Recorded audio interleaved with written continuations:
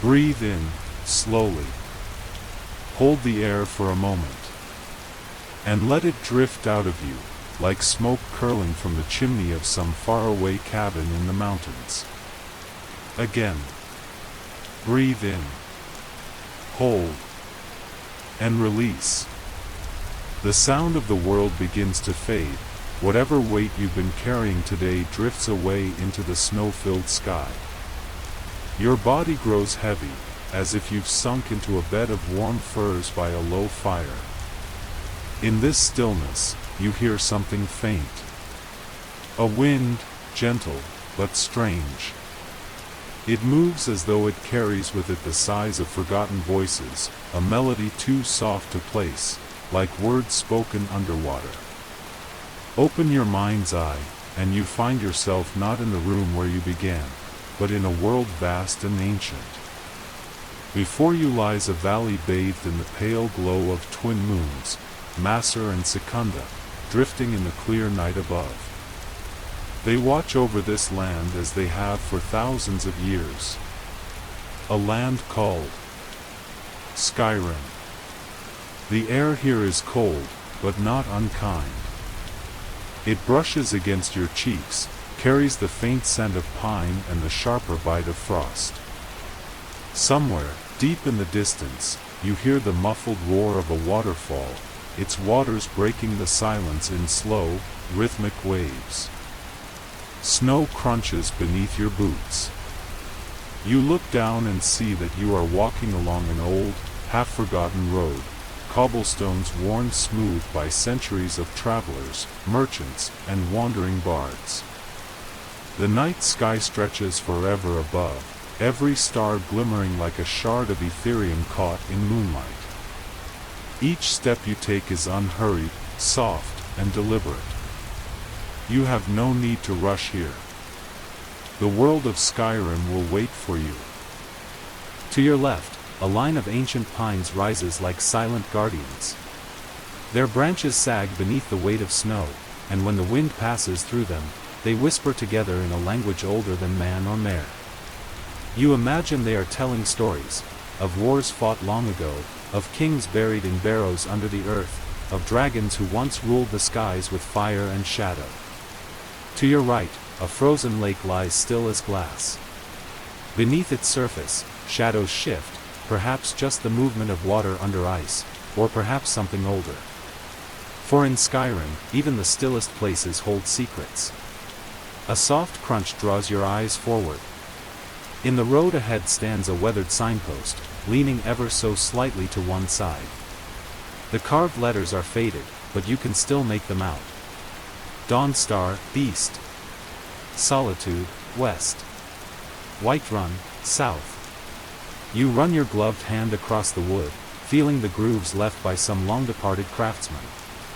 This post has stood through blizzards, storms, and countless nights like this one, pointing the way to travelers you will never meet. You choose no path just yet. For now, you simply listen. The wind picks up, slow at first, then carrying with it a sound that is not the creak of trees nor the crack of ice. It is the low hum of a distant chant, so faint you almost think it is the pounding of your own heart in your ears. In Skyrim, the land itself speaks. The mountains hold their breath. The rivers carry the voices of the dead. And sometimes, when the night is very still, you can hear the echoes of what came before, and what waits ahead. Your journey will take you to places few dare to go. Through halls where the dead do not rest, into caves where the air tastes of iron and ash, and across frozen plains where strange lights dance in the dark. But for now, there is only the road. And the night. And the slow, steady rhythm of your breath, in and out. As Skyrim's long-forgotten stories begin to rise like mist from the earth beneath your feet. The wind from the north grows sharper. The road bends toward the coast, where the sea of ghosts lies under a blanket of ice and moonlight. Each step forward carries the faint crunch of snow beneath your boots, muffled by the vast emptiness stretching out on either side. The Pale is not a forgiving hold. Even in summer its skies remain the color of ash, and its air carries a chill that seeps into bone. But on a winter's night like this, the landscape feels almost otherworldly, too quiet, too still, as though the land itself is holding its breath. Far ahead, on the edge of the frozen shore, you spot the dim flicker of a lantern. It sways in the wind, hanging from the weathered frame of a small building, a lonely inn, its wooden walls bleached pale by years of salt and frost. The sign above the door creaks as it moves, its paint long since worn away, leaving only faint letters. Frostflow Lighthouse. A lighthouse, but the lantern atop its tower is dark. No guiding light sweeps across the icy waters tonight. You approach slowly, the snow deepening around your boots. The smell of the sea begins to replace the crisp scent of pine, salt, damp stone, and something else, a coppery tang that lingers at the back of your throat. The door to the inn hangs slightly ajar. It swings gently with each push of the wind, groaning on its hinges. You step inside. The warmth you expect never comes. The air is colder here than outside, heavy and stale. The faint light from the doorway spills across the room, revealing overturned chairs, broken mugs scattered across the floor, and a dark stain trailing toward the back wall. It is too dark to see its color, but you know. In the center of the room lies a single journal, its leather cover cracked from use. You kneel and brush the frost from it, reading the first page. We finally made it. The sea was cruel, but the lighthouse is ours now. Mara has blessed us, a new life for me, Habd, and the children. There's so much to do, but I've never felt so at peace. The ink is neat here, the hand steady. But as you flip the pages, the writing changes, the lines grow hurried, uneven. Strange noises from the cellar. Habd says it's the wind, but I know better. I hear scratching. Always at night. Habd hasn't returned from checking the trapdoor. The children are frightened. I told them not to open it, no matter what. It's in the walls now. Mara, help us. You close the journal and look toward the far end of the room. A trapdoor sits there, its edges blackened with frost. The wood around the handle is gouged, as though something tried to claw its way out. The air grows colder still. And then, the faintest sound. From below. Not the groan of the wind, nor the creak of timber. But a dragging. Slow. Wet. You open the trapdoor. The smell hits first, the damp, rotting scent of seawater trapped underground for too long. You descend the ladder into the darkness, your boots sinking slightly into the sodden floor. The walls glisten in the light of your lantern. They are not stone, but packed earth and ice, laced with veins of frost that catch the light like frozen glass. The sound comes again. Closer now. You turn the corner, and your lantern catches movement, pale, slick shapes slipping back into the shadows.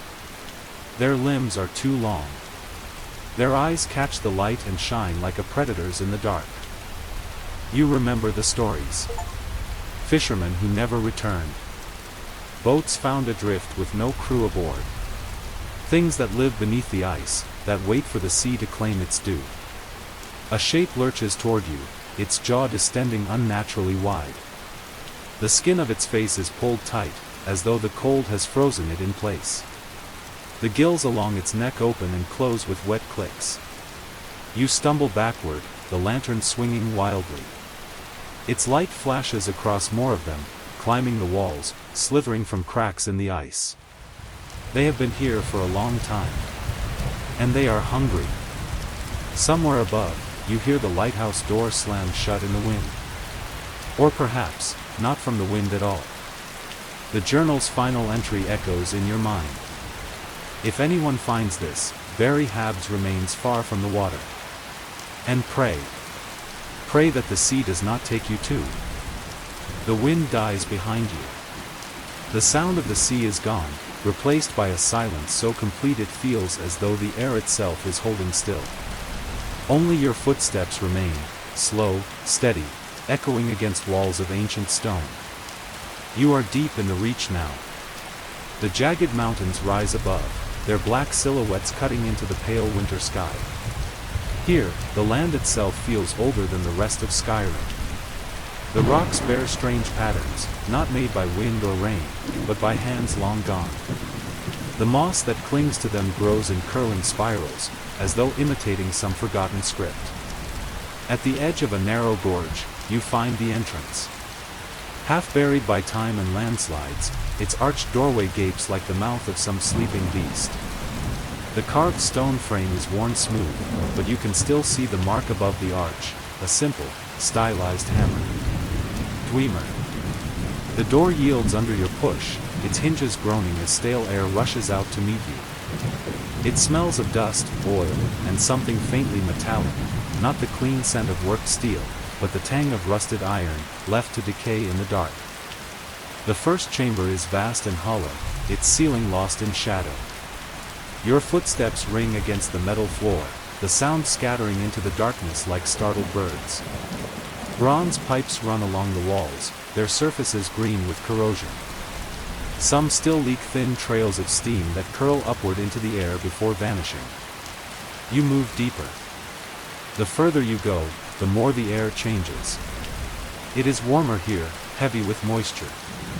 The sound of distant machinery hums through the stone, slow, rhythmic, like the heartbeat of the ruin itself.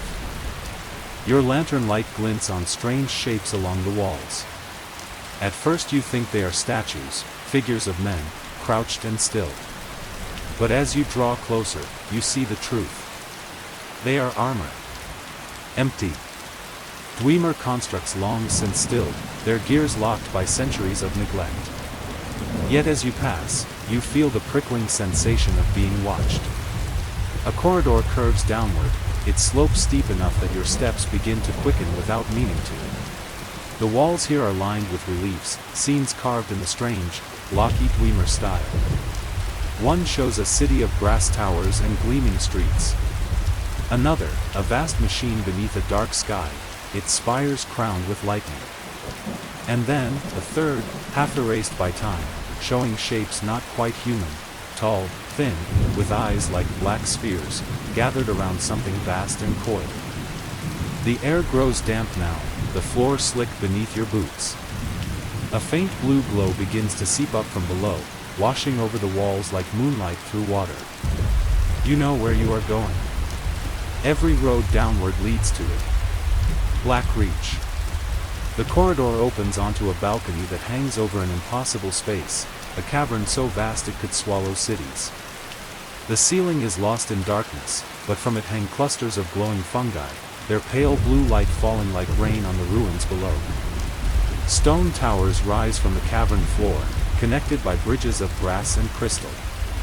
Waterfalls spill from cracks in the rock, their streams catching the light so they look like ribbons of liquid sapphire. It is beautiful. And it is wrong. For all its light, there is no warmth here. No birdsong. No wind. No scent of life. Only the slow drip of water and the whisper of something moving far below, just beyond the range of sight. You take the spiral stair downward. The metal is cold beneath your hand, slick with condensation. Halfway down, you hear it, a faint clatter, like gears shifting in the dark. It comes again, louder. The sound of metal feet on stone. You know the Dwemer are gone. But their guardians remain. The first emerges from the mist, a centurion, its brass body gleaming wet in the cold light. Steam hisses from the vents in its shoulders as it turns its head toward you. Its eyes are nothing but empty sockets, and yet, you feel its gaze. More sounds now. Not one, but many. In the distance, other machines stir, their footfalls echoing against the cavern walls, their shadows stretching long across the bridges below. You move quietly, skirting the edges of the path, letting the mist hide you. But then, a different sound reaches you. A sound not made by metal or steam. Breathing. Slow, ragged, and too close. You turn your lantern, and in its glow you see a face, pale, stretched thin over sharp bones, its eyes wide and shining in the blue light. It hisses, retreating into the darkness, its movements quick and unnatural. Fama. The thought comes with the weight of every old tale you've heard, of the snow elves who once walked this land, driven into the depths and twisted by centuries in the dark. They move differently than men. And they do not hunt alone. From the bridge ahead, you hear the scrape of claws on stone. From behind, the drip of water is joined by the soft patter of bare feet. Blackreach is vast. And there are many places here where no light ever reaches. The climb back from Blackreach is long. Step by step, the air grows cooler and drier, the scent of damp stone giving way to the sharper bite of frost. The tunnels narrow until you are pressing through fissures in the rock, your lantern catching on jagged stone. And then, at last, you emerge into the night. The sky above is vast and black, scattered with cold stars. The wind here carries the scent of the sea again, though sharper now, edged with ice. Far below the cliff where you stand, the waves crash against jagged rock, each impact sending up a spray that catches the moonlight before falling back into darkness. The road north is narrow, skirting the cliffside.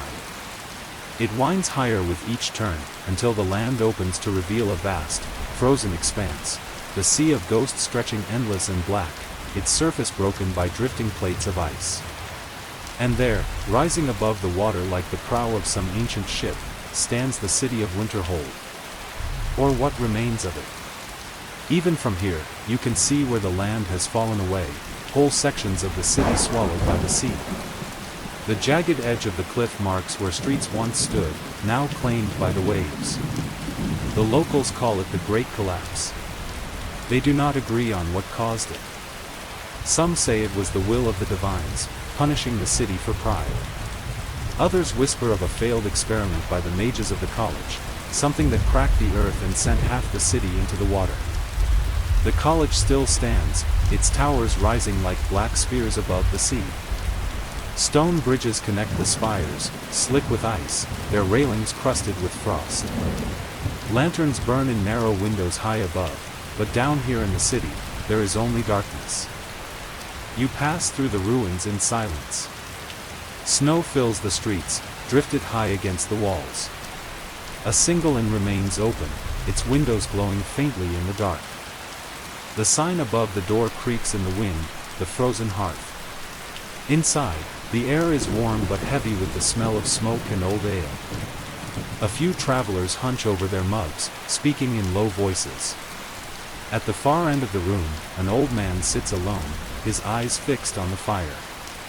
When you sit beside him, he does not look at you, but begins to speak, as though continuing a story he has told many times before. You've heard of the Galder legend, I reckon. Old as the barrows. Cursed, too. Mages don't speak of it much, but it's there, in their books, in their stones. A name they don't like to touch.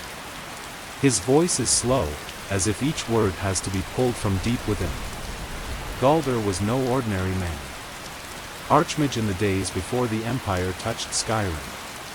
Said he could pull magicka from the air like a man draws breath. But power like that, it draws eyes. And his own blood turned on him. 3 sons, greedy, cunning, cruel.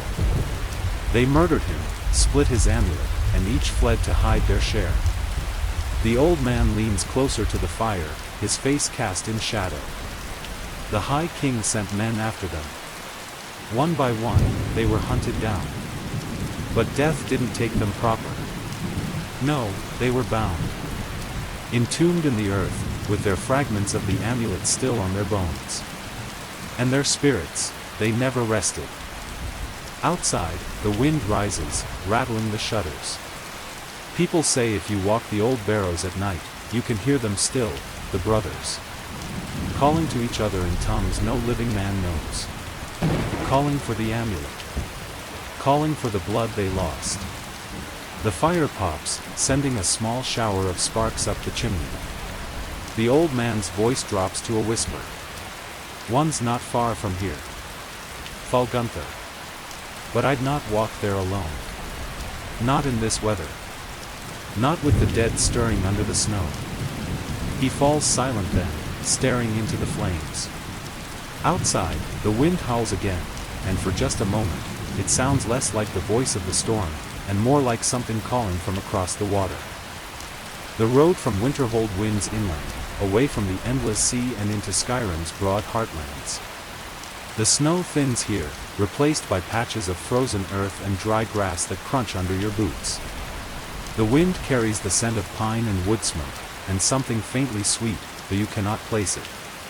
By nightfall, the plains open before you. In the center rises a hill crowned with walls of pale stone, their towers lit by golden firelight. Whiterun.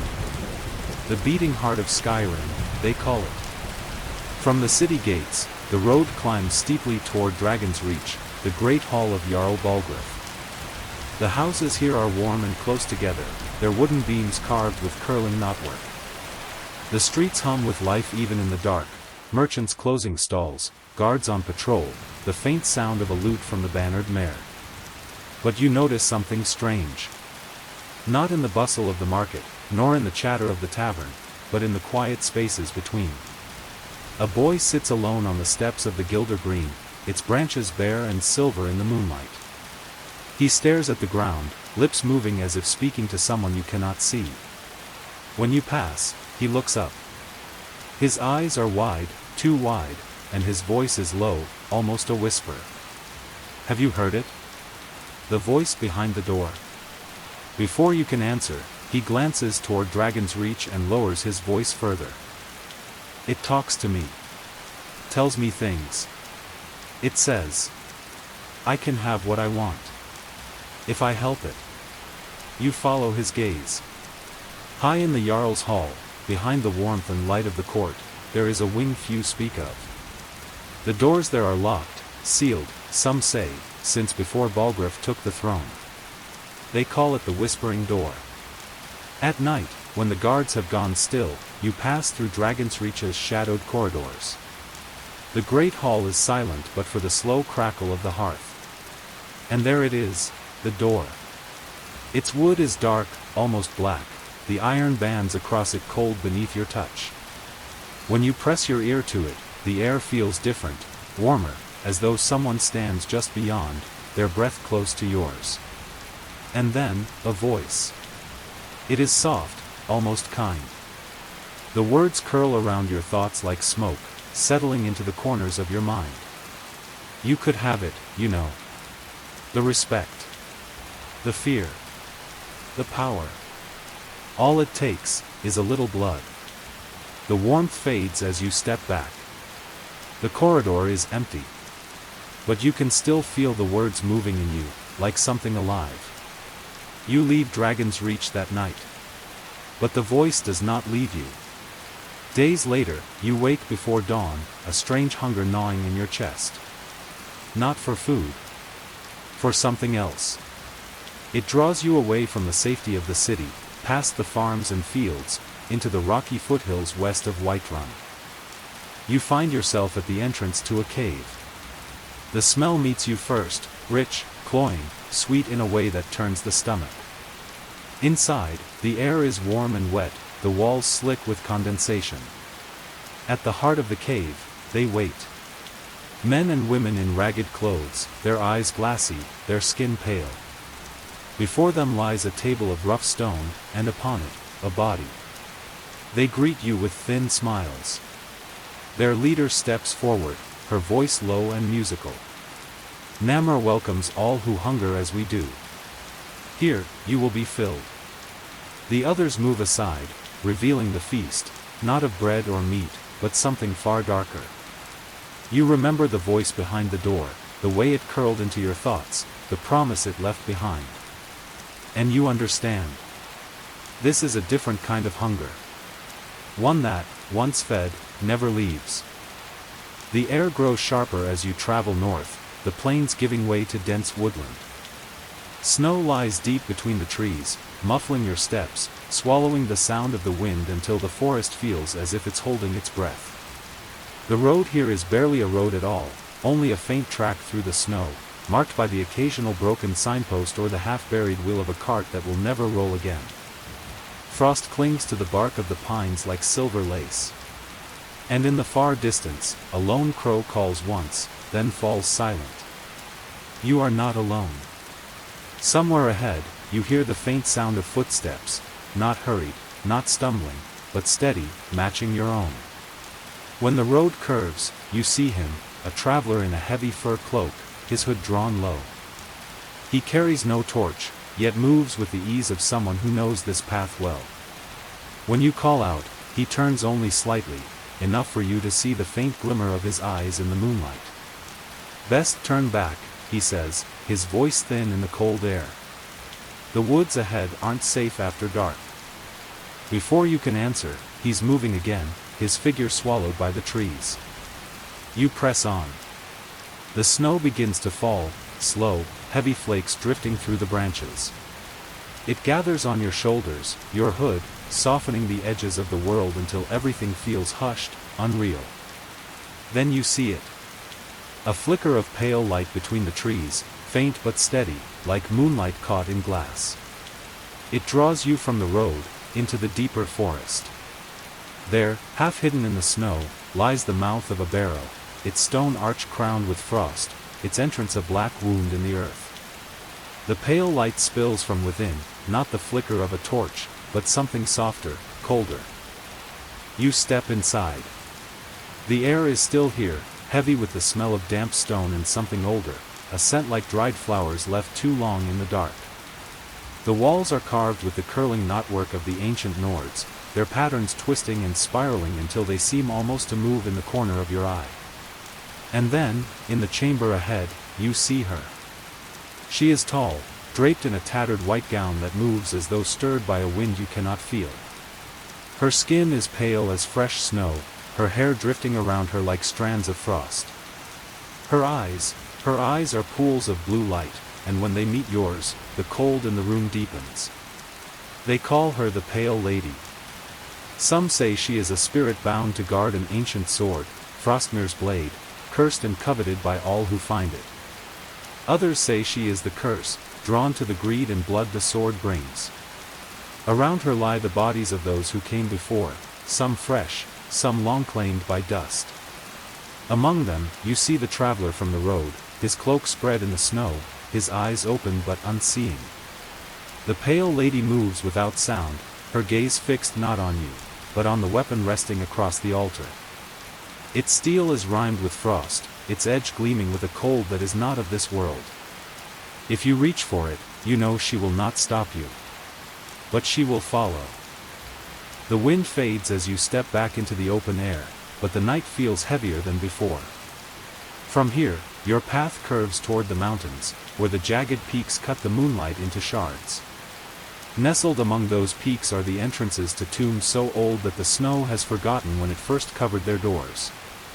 The one you find tonight is hidden behind a curtain of ice, the waterfall that once roared here frozen into a wall of blue crystal. Through it, you glimpse the faint outline of a stone arch, the mouth of an ancient barrow. Breaking the ice takes time. Each strike sends a hollow echo deep into the rock, as if something far below is listening. When the last sheet falls away, you step inside. The tunnel is narrow, the walls carved in the fashion of the First Era, great vertical slabs fitted together without mortar, their surfaces etched with curling, spiral designs that seem to tell a story you almost recognize. A story of war, and of waiting. As you descend, the air grows warmer, not with life, but with the breath of stone and the closeness of the deep earth. The torches here are long dead, but your own light glimmers on bronze fittings, half-buried urns, and the pale remains of those buried with honor long before you were born. This is how the Nords once buried their dead. The most honored warriors were placed in individual alcoves, weapons across their chests, their names and deeds carved above in the dragon tongue. Those of lesser rank were laid in rows along the central hall, wrapped in layers of linen, their faces covered with masks of beaten copper to keep their spirits bound. You pass these alcoves slowly, your footsteps muffled on the stone. Some of the dead lie undisturbed, the dust lying thick across their armor. Others have been moved. A gauntlet hand rests on the floor where the rest of its body is missing. A sword is wedged halfway into the wall, as if dropped in haste. The further you go, the more you feel it, a tension in the air, like the moment before a storm. And then you hear it. A sound like dry leaves shifting in the wind. But there is no wind here. It comes again, the faint scrape of metal on stone. The darkness ahead deepens, and from within it, you hear a breath. Not the breath of the living, this is colder, slower, drawn from lungs that should have been dust centuries ago. When your light touches the next alcove, the body within is not still.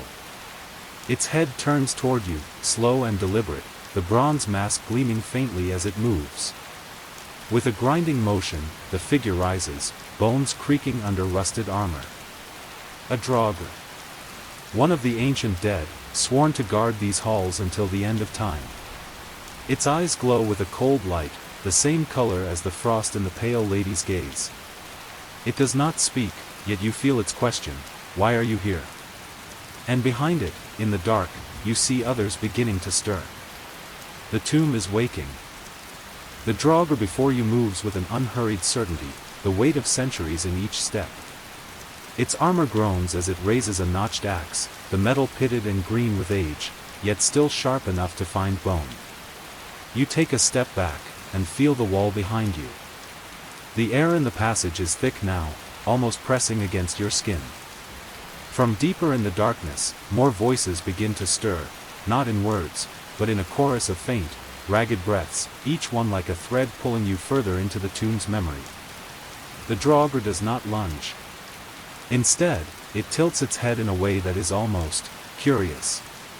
A moment passes where the silence feels heavier than the stone around you. Then, without warning, it steps aside. The way forward is clear. You pass between it and the wall, and the Draugr's head follows you as you move, its pale eyes watching until you vanish around the corner.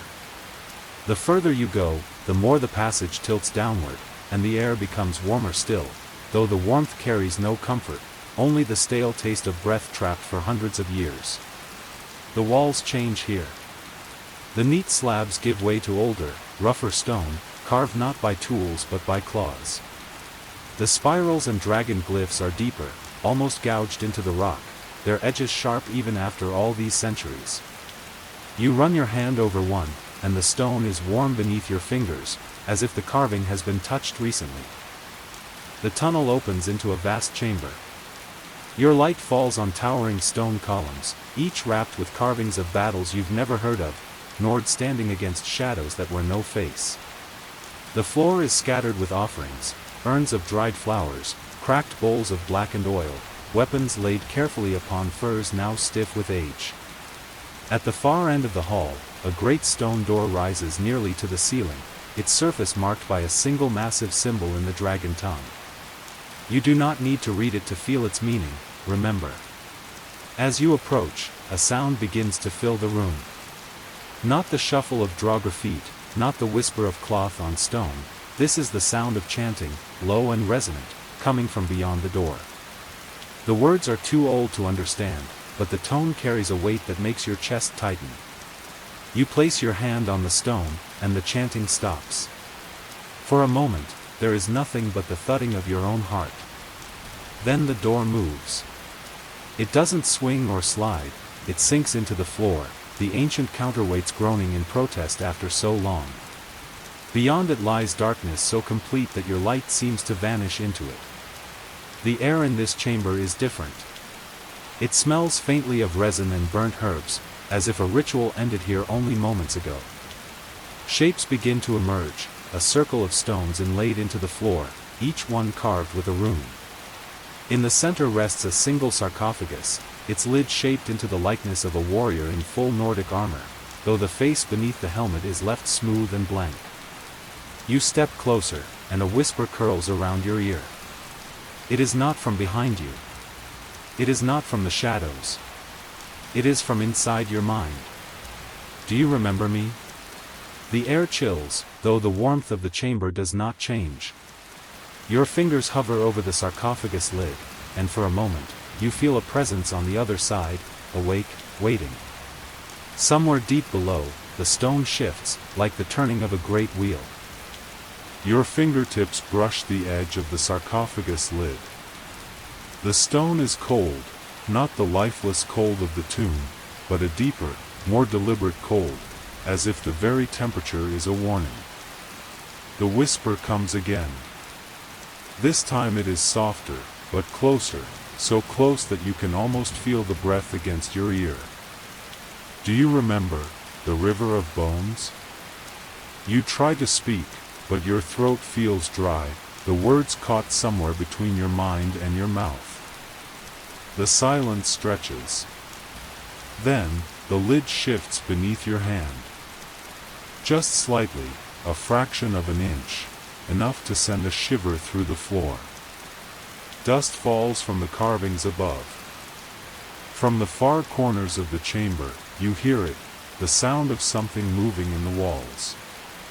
Not crawling, swimming. The noise is fluid, yet it echoes like stone grinding on stone. The whisper continues. They buried me here, far from the sea. But I can still hear the waves. Can you? And you do. A faint crashing, as if water is breaking against unseen cliffs. It grows louder, filling the chamber, yet no moisture touches your skin and no breeze stirs the air.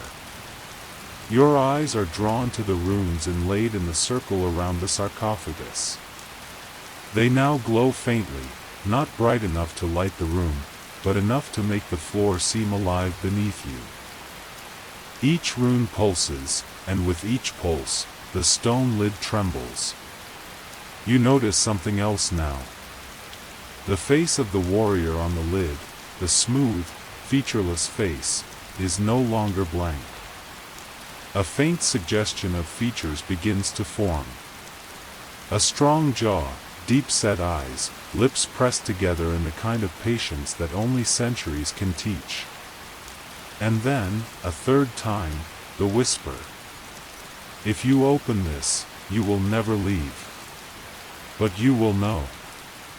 The air feels heavier, pressing down on your shoulders. It's not the weight of the tomb, it's the weight of choice. Somewhere far behind you, deep in the passage you came from, you hear the distant clatter of armor. Slow, dragging footsteps. The Draugr are waking. You are alone in the circle of runes, with the sarcophagus before you, the whisper inside your head, and the darkness pressing in from every side. Your hand lingers on the lid. The stone beneath your palm vibrates now, faintly, but with a rhythm like a heartbeat. It is slow. Too slow for any living creature. The whisper sharpens, as though sensing your hesitation. All they told you, all the stories, were lies. The sound of the sea grows stronger, impossibly so, filling your ears until it drowns out the echoing armor in the corridor beyond. It is a warm sound now, almost comforting, the gentle lap of waves against a shore you have never seen, yet feel you know. You do not have to be one of them, the voice says, the words curling through your mind like smoke. You can be something else. Something unbound. The footsteps behind you are closer. Metal dragging over stone. The sound is joined by another, the sharp inhale of something that does not need to breathe, but does so anyway, only to smell you. Your eyes fix on the glowing runes surrounding the sarcophagus. They are brighter now, the light slowly drawing shapes in your mind, not just symbols, but memories. A long ship, cutting through black waters under a moonless sky. Figures bound in chains, their heads bowed. A voice, low and commanding, speaking in a tongue that stirs something ancient in your blood. The footsteps are nearly at the doorway now. You can feel the presence just beyond it, tall, cold, patient. Waiting for you to decide. The whisper from the sarcophagus grows urgent. All you must do is open it. I will give you what they took. I will make the night fear you. You glance back toward the hall. A shadow fills the doorway, its form hunched yet powerful, its eyes burning a dull, hateful blue. It does not advance. It waits. Your hand presses harder on the lid. The heartbeat beneath your palm quickens. The runes flare, their light spilling into the chamber, illuminating the carvings above. They are not of heroes. They are of chains. Rows of them. And the same blank-faced warrior, not standing in triumph, but kneeling in surrender before something too large to fit within the frame of the stone. The voice lowers now, intimate, almost tender. You are not the first to hear me. But you could be the last. A choice stands before you. To step back into the dark and face what waits in the doorway. Or to break the seal, and let whatever is bound here walk beside you into the night. You can feel the stone shifting under your fingers. The decision is no longer yours alone. The stone shifts. At first, only a fraction, a whisper of movement beneath your palm. Then, with a sound like old bones grinding together, the lid slides an inch to the side. The heartbeat beneath your hand is faster now, resonating through your wrist, your arm, your chest. It matches your own pulse, until you can no longer tell which belongs to you. The figure in the doorway still does not advance. It tilts its head, as though curious, or perhaps wary. The faint blue glow of its eyes flickers, the way a torch guttering in the wind might. From within the sarcophagus, the air changes. It does not rush outward like one might expect from a space sealed for centuries. Instead, it seeps, slow, deliberate, like ink curling into clear water. It carries with it a scent not of rot, but of something older, the salt of deep ocean currents, the damp musk of roots growing where sunlight has never reached. Your fingers curl over the edge of the lid. You push again. It resists, not like stone against stone, but like something inside is pushing back. The voice returns, but now it is layered, as if several tones are speaking in unison, some deep and guttural, others almost too high for your ears to catch. Do not stop now. They will not wait forever. The blue-eyed figure takes a single step into the room. Its movement is slow, deliberate. Its armor grinds faintly with the sound of dried leather beneath iron.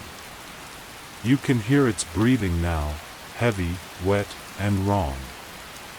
The runes along the sarcophagus blaze white, then fracture, hairline cracks spreading across their lines. The light dims, their power unraveling. You push again, harder. The stone lid moves another inch. From within, something shifts in response, a scrape, like the curl of talons against the inner wall. The voice is no longer whispering. It is in your head fully now, vibrating behind your eyes. You called me. Your vision swims, not from fear, but from the sudden pull of memories not your own. You see flashes of snowfields under a red sky. A shore lined with broken ships. The feeling of being both hunter and prey in a forest where the trees lean inward as if listening.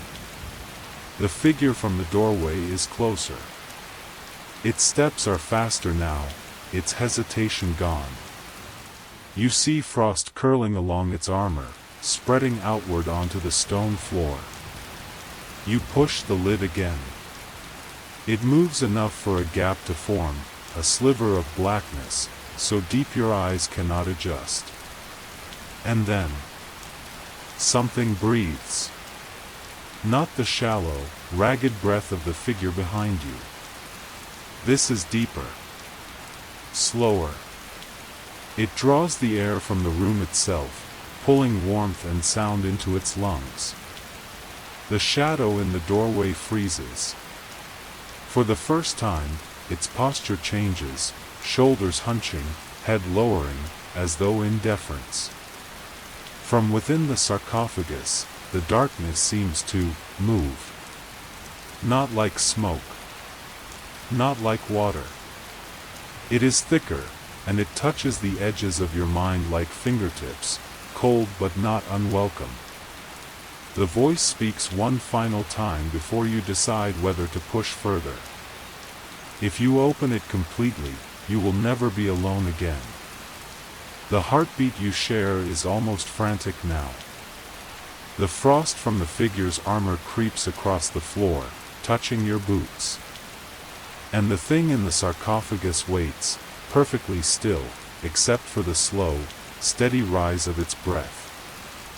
The stone under your hands feels warm now. Not the gentle warmth of a sunlit surface, but the heat of something alive, something whose pulse echoes in the deep places of the world. The gap in the sarcophagus is no wider than your hand, yet the blackness beyond it stretches impossibly far.